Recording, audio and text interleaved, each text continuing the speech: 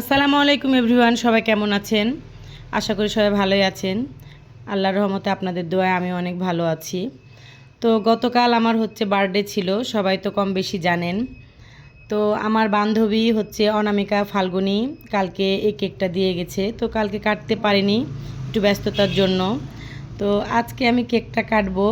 অনামিকাকে অনেক অনেক ধন্যবাদ, অনেক অনেক ধন্যবাদ, অনেক ভালোবাসা আমার তরফ থেকে।